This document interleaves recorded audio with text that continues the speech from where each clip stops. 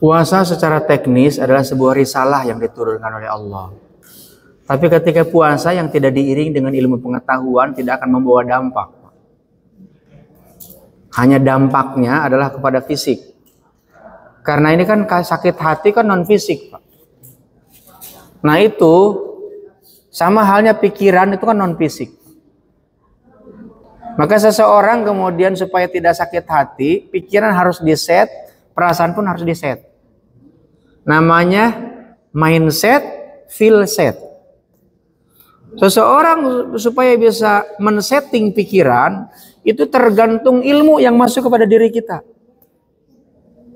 Allah di dalam Al-Quran surat ke-16 ayat 78. Surat apa itu? Surat An-Nahl ayat 78. Menyampaikan wallahu akhrajakum min butuni ummahatikum la ta'lamuna syai'an.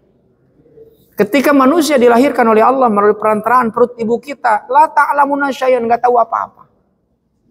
Supaya tahu apa-apa, kita punya ilmu, Allah kasih perangkat. Wa ja'ala lakumus sam'a wal absar wal afidah la'allakum tashkurun. Dikasih pendengaran, penglihatan hati nurani supaya kita bisa bersyukur. Nah, cara bersyukurnya kita men-setting pikiran kita dengan ilmu. Karena apa yang kita dengar, apa yang kita lihat, apa yang kita simpan dalam hati itu. Dalam pikiran kita itu. Kenapa? Kalau tanpa ilmu, Pak, kita nggak bisa men-setting, Pak. Yang ada bukan terset tapi kepleset, Pak. Kenapa ya? Kita ini punya pikiran kalau nggak ada isinya, Pak, ngomong berisik, Pak. Ngomongnya berisik, nggak ada isinya. Cuma teriak-teriak doang, Pak. Tapi kalau supaya nggak berisik, Pak, huruf K-nya buang, jangan dipakai, jadi berisi, Pak. Betul nggak? Huruf K-nya dibuang, supaya itu bisa dibuang huruf K-nya, Bapak isi dengan ilmu untuk otak kita. Pendengaran kita gunakan, penglihatan kita gunakan, hati nurani kita gunakan. Maka kita kelak akan bersyukur. Kenapa? Saya nggak pernah sakit hati. Orang yang sering sakit hati, Pak, hidupnya menderita. Bagaimana mau bisa bersyukur, Pak, menderita, Pak? Lihat tetangga kita, ibu-ibu pakai Louis Vuitton. Padahal suaminya bukan dirjen. Istrinya pakai Louis Vuitton. Ibu sakit hati. Masa saya ini dirjen, kok tasnya KW?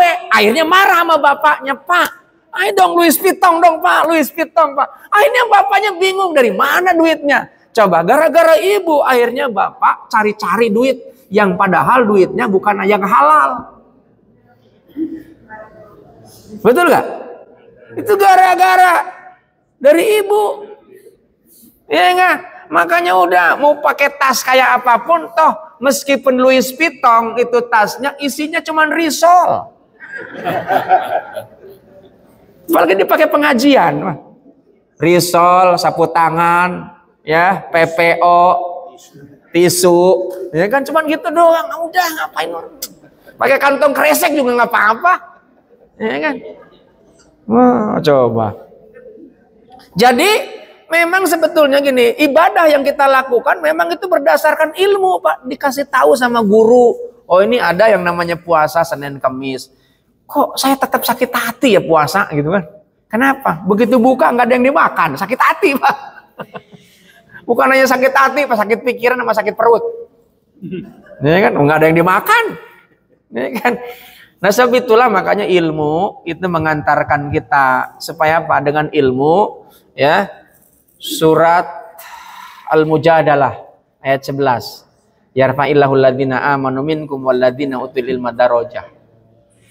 Jadi ya memang feel set, mindset itu pakai ilmu, Pak. Kalau nggak ada ilmunya nggak bisa. Makanya harus sering-sering, Pak. Nanti ibadah ritual kita, Pak, kalau nggak pakai ilmu ditolak. Nah, ya kan? Ilmu kita nih kalau nggak ada ilmunya, Pak, ibadah kita nih ritual, namanya orang nggak tahu, Pak, ya ilmunya semaunya. Kayak tadi misalnya, orang tua kan, padahal yang namanya sholat harus bebas dari hadas kecil, hadas besar kan? Ini orang sholat bawa-bawa kantong kencing. Sah nggak? Sah. Sah, Pak. Makanya wudhunya beda, Pak. Orang yang itu fikihnya beda, Pak. Wudhunya, cara wudhu, niat wudhunya orang yang kencingnya beser, itu kan masa selesai wudhu batal lagi. Nanti kagak sholat. Niat wudhunya beda, Pak, sama orang yang normal. Niat wudhunya bukan karena mengangkat hadas, Pak. Karena hadasnya tetap ada. Bukan ada hadas, Pak. Najisnya juga ada. Tapi mendapatkan izin dari Allah supaya tetap dekat dengan Allah meskipun dalam kondisi bernajis. Gitu. Lirafil hadasi. Mengangkat. Mengesahkan. Merestui Allah meskipun dalam kondisi yang kita nih nggak wudhu gitu. Tadi lagi baca Quran kentut. Selesai wudhu kentut lagi. Nah terus gimana? Kagak baca-baca Quran dong. Nah iya, makanya siasatnya tadi itu. Kita nih niat wudhu, meskipun sekali wudhu, ya sudah, sekali pakai memang itu. Sekali pakai. Kayak model tayamum. Tayamum itu sekali pakai. Nah wudhu yang memang orang yang beser, wudhu yang sering kentut gitu. Sekali pakai, sudah. Nah kalau wudhu lagi, bolak-balik, bisa stres itu. Sudah, nggak apa-apa. Itu insya Allah terima. Kan masalahnya itu kita dalam kondisi uzur, Pak. Itu nggak ada masalah. Nggak ada masalah. Mau diapain? Memang itu begitu. Masa mau disumpel? Ya kan, ya nggak bisa lah. Makanya itulah hebatnya Islam, Pak. Hebatnya Rasulullah memberikan toleransi, memberikan kemanfaatan, ya. Kira-kira begitu, Pak.